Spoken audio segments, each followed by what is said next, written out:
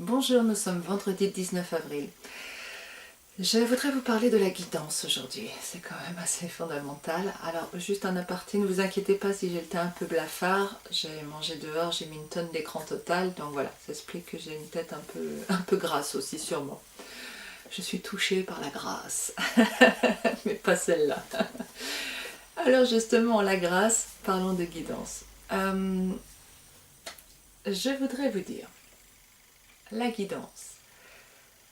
Comment je peux recevoir la guidance de ma source? Déjà, il faut être conscient que la guidance de ma source, donc de ma partie non physique qui n'est pas, elle, incarnée sur Terre, je ne suis qu'un avatar de cette partie non physique. Hein.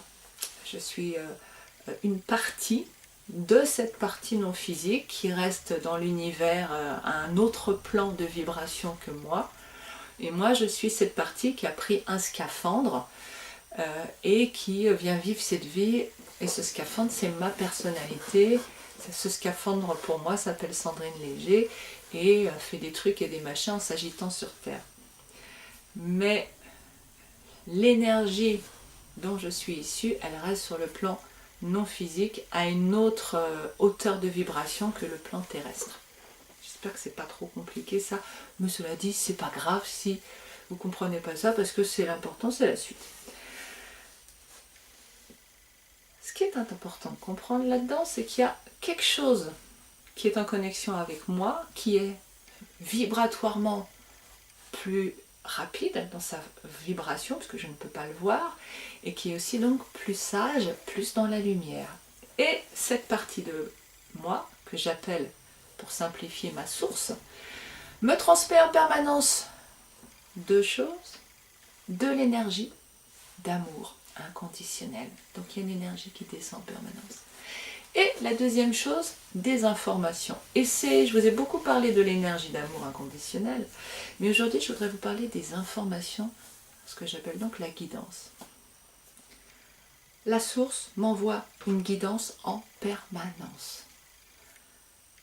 Mais pour que de mon côté il y ait un émetteur donc, qui envoie en permanence un son, okay, mais moi de mon côté, pour recevoir en permanence ce son, il faut que j'allume ma radio. Vous imaginez bien que si ma radio est fermée, l'antenne qui diffuse la radio a beau diffuser 24/24, je ne reçois rien de mon côté. Donc, ma source envoie des informations en permanence et moi, je tourne mon bouton ou pas, c'est-à-dire que je me mets en état de réception ou pas. Pour être en état de réception, pour recevoir sa guidance, il faut être là, tout simplement, présent, attentif. Imaginons que ma radio, c'est donc une image, imaginons que ma radio émette, mais des chuchotements. Il est clair que si je suis proche de ma radio, concentrée sur ma radio, l'oreille proche de ma radio, je vais pouvoir entendre et comprendre ce qui m'est dit. Si je mets la télé à fond de l'autre côté ou si je suis dans la foule, j'entendrai absolument pas les chuchotements qui sont destinés à me donner des informations. Quand je suis dans la foule et quand je suis devant la télé qui fait un bruit infernal, vous imaginez la concentration que ça demande pour revenir, et même c'est parfois impossible. Est-ce que je suis en train de dire que pour recevoir la guidance de sa source, il faut éviter les gens et éviter la télé? La télé, ça c'est sûr, parce que c'est vraiment quelque chose qui émet des ondes électromagnétiques, donc ça contrecarre clairement et totalement la guidance, plus d'autres effets secondaires sur lesquels je ne m'étendrai pas. Mais les gens, non, on peut recevoir une guidance au milieu des gens. Par contre, cela demande d'être concentré sur son émetteur, sur son poste radio.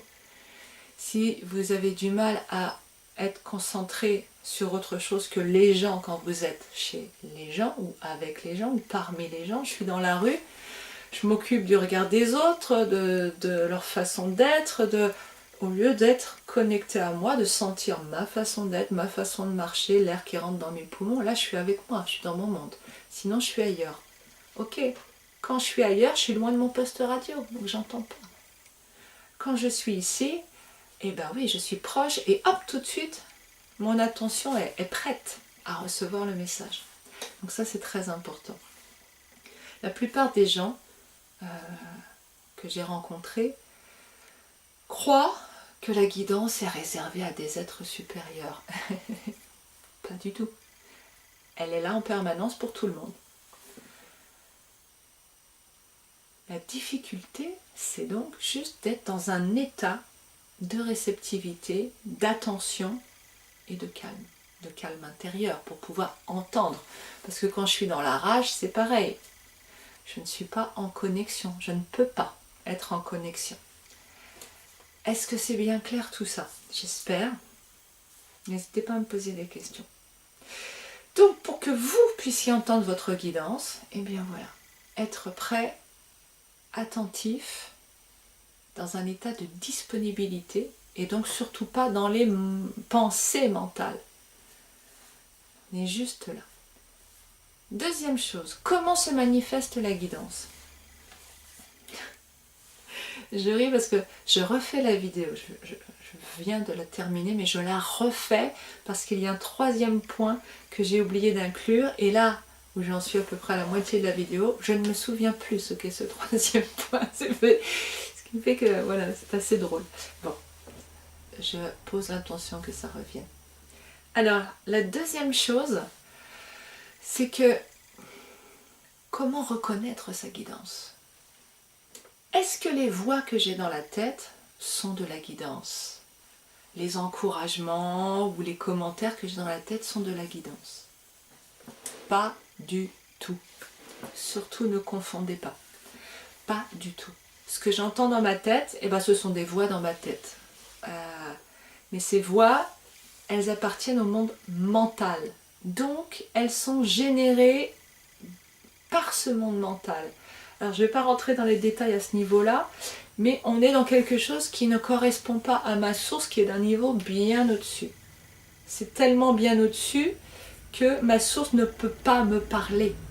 Parce que la différence d'énergie et de vibration entre l'énergie de ma source, qui est d'une pureté, d'une lumière inconcevable à mes sens humains, eh ben, il y a un fossé qui ne peut pas être comblé. Donc, la communication qui va se faire à un niveau subtil, énergétique, et surtout pas avec des mots et des images. Des images, c'est autre chose, mais surtout pas des mots. Donc les mots qu'on entend dans la tête, vous n'écoutez pas, vous déconnectez, c'est des tentatives de votre gueule pour vous manipuler. Donc hop, les causeries à l'intérieur où on parle à des gens, arrêtez tout de suite. Là, c'est un mauvais chemin. Un mauvais parce qu'il va augmenter votre charge négative. Ok? Alors c'est pas ça donc. Alors qu'est-ce qu'il nous reste? Il nous reste juste la sensation. La sensation et parfois les images. Alors les images. À l'heure actuelle, c'est ce que je ressens des images. Est-ce que c'est vraiment ma source? Pas sûr. Pas sûr. Mais c'est tellement bref, c'est tellement juste, stock, je cherche un moyen, je cherche une solution à une problématique. Et là, tac, je vois une image. Ça peut être moi en train de faire la vaisselle, ça dure même pas une seconde et c'est parti. Ça pourrait être ma source, peut-être, je ne suis pas sûre. En tout cas, c'est toujours d'excellents conseils par rapport à mes problèmes. Donc, peut-être que ce genre d'image, ce n'est pas un film. Ce n'est pas une histoire, c'est juste quelque chose qui apparaît à ma conscience qui disparaît. Mais à prendre avec des pincettes, hein, très attention. Je ne suis pas certaine que ce soit ma source. Où je suis certaine que c'est de la guidance, c'est quand on passe dans le domaine énergétique.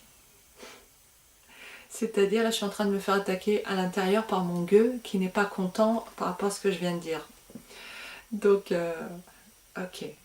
Donc, ça fait mal, mais ok, je continue.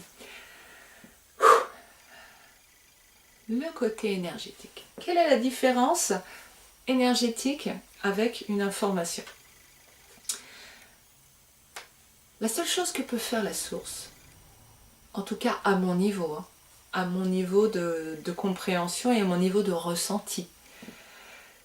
Moi, ce que je ressens depuis quelques années, c'est extrêmement subtil. Je croyais au début que ça n'était pas vrai, que ça n'existait pas.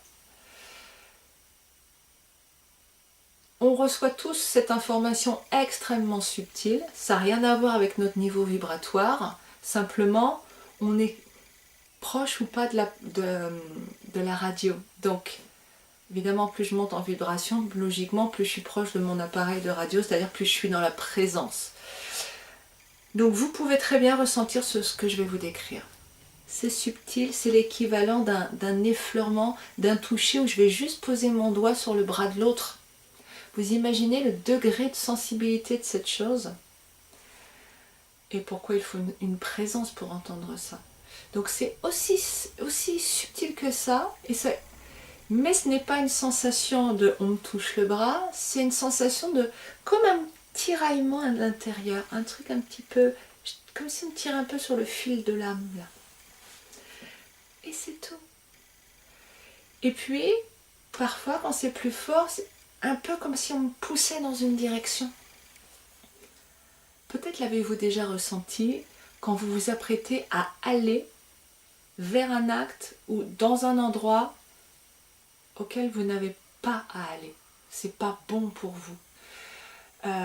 Par exemple, vous sentez, vous avez rendez-vous avec quelqu'un, mais quelqu'un qui n'est pas bon pour vous, qui n'est pas sain, qui va vous emmener dans des trucs, vous allez le regretter. Et bien peut-être qu'au moment de partir, vous allez sentir ce petit truc là, ce petit tiraillement intérieur. C'est votre guidance, ça. Ce qu'on appelle le 6e sens, c'est votre guidance. Parfois, elle est nette. Plus c'est dangereux, plus c'est important que vous l'entendiez, plus elle va envoyer la sauce quand même pour être entendue. Donc vous le sentirez mieux. Mais elle envoie en permanence, de toute façon. Donc ce petit truc là intérieur de « Ah, je le sens pas », c'est votre guidance. Faites-vous conscience. Conscience, je vais dire, c'est joli. Confiance, je voulais dire. Peut-être que les deux vont ensemble. Quand je suis dans la conscience, je peux être dans la confiance. Et quand je suis dans l'inconscience, surtout je ne fais pas confiance. C'est joli, je ne sais pas si c'est clair pour vous, mais c'est joli. Apprenez à repérer ces tiraillements. Comment on fait pour apprendre à repérer ça? C'est tellement subtil. C'est comme un muscle. C'est comme un muscle qui au début, quand je veux faire comme ça avec mon bras, au début, ça fait ça. Et petit à petit, il va devenir costaud ce muscle. C'est comme apprendre à conduire. Quand j'apprends à conduire, oh là là, il y a un volant, il y a des gens, il y a des pédales, il y a un levier, il y a une vitre, il y a un monsieur qui me parle. Oh, c'est l'enfer. Et puis 10 ans plus tard, je suis en train de faire ma liste de courses pendant que je gère tout ça, plus les gens en face, plus le flot des voitures, les informations. C'est intégré. Donc il s'agit de petit à petit intégrer cette guidance dans notre vie quotidienne, en nous-mêmes, pour pouvoir être piloté non plus par notre charge négative, 98% du temps, mais par cette guidance. Je vous invite à faire quelque chose. Je regarde l'heure qui passe comme d'habitude. Je vous invite à vous mettre le plus souvent possible en situation d'être guidé. Ce qui me vient en tête, c'est ce que j'expérimente depuis 2 ans, c'est la notion de choix. En particulier dans les déplacements. Où est-ce que je vais? Est-ce que je dois prendre à gauche ou à droite? Parfois, en me mettant dans cette situation, en fait ce que je vais dire n'est pas tout à fait vrai, mais parfois, c'est pour vous rassurer si vous ne sentez rien, parfois quand je me mets entre 2 chemins, je suis en train de marcher et paf, je vais à gauche ou je vais à droite, qu'est-ce qui sera le mieux? Qu'est-ce qui est le mieux pour moi? Le mieux pour moi ne veut pas dire le plus beau, ça peut être le plus utile à vivre, et parfois les épreuves peuvent être les plus utiles à vivre. Et ça, je vais en parler dans la vidéo suivante. Donc, je me mets une croisée de chemin et je demande. ma source. Alors vous n'êtes pas obligé de le dire, vous pouvez juste vous mettre en état de disponibilité. De toute façon, l'information arrive. Mais bon, j'aime bien poser les choses dans l'univers par les mots. Ma source, à droite ou à gauche. Et j'attends. Et je me mets dans un état, j'ai l'oreille collée à mon poste radio intérieur et j'attends le chuchotement, mais le chuchotis de chuchotement qui va me tirailler un tout petit peu à gauche ou un tout petit peu à droite. Petit tiraillement deviendra grand. À force de répéter ces situations, vous commencerez à sentir, au début peut-être pas, vous inquiétez pas, continuez, faites-le. Est-ce que je dois partir à 2 heures, à 4 heures? Est-ce que je dois aller voir machin ou pas? Plus la situation est importante, plus l'information quand même sera appuyée, qui vous sera transmise, plus vous serez en danger, plus elle sera forte. Mais l'idée c'est de ne pas se mettre en danger tous les jours, tout le temps. Pour sentir ça, c'est d'arriver à connecter ces chuchotements, d'accord? Et de créer un chemin direct. Multipliez les choix, multipliez cet état de où je vais, et vous verrez que vous aurez toujours, et c'est ça qui est extraordinaire, le mieux. Et vous verrez que votre vie, ben voilà, vous serez amené là, et là, et là, et c'est votre chemin de vie qui est en train de se créer. Mais au lieu d'être créé de l'extérieur par les autres, ou créé de l'extérieur par votre mental, c'est-à-dire votre charge négative, qui n'est toujours pas vous, hein. C'est une entité négative qui vit en vous, en nous, en moi, mais c'est pas nous. Nous, on est la part de la source qui s'est incarnée, mis dans ce corps de chair, ce scaphandre de chair. Donc moi je veux revenir à ce scaphandre de chair, je veux revenir surtout à l'idée que je sois pilotée par moi-même, par mon énergie divine et non pas par des choses extérieures à moi qui ne veulent absolument pas mon bien, puisque c'est la lumière qui me dit où est le bien et non pas les autres. Voilà. Si vous avez des questions, surtout n'hésitez pas à me les dire pour que ça puisse vivre et surtout j'ai vraiment envie d'être claire dans mes propos et comprise et intelligible. Donc n'hésitez pas s'il y a des notions qui ne sont pas claires, surtout s'il y a des questions ou si vous voulez des exemples. D'accord? Je vous souhaite une très belle semaine. Profitez de ce temps magnifique, de cette chaleur. C'est un moment de chaleur. C'est un week-end pascal. C'est pas anodin. C'est un moment de chaleur à tout niveau. Profitez-en bien, qu'elle soit ne serait-ce que dans votre cœur si vous êtes seul. Pas besoin d'y avoir des gens autour pour être dans la chaleur du cœur. Beau week-end à vous. Au revoir.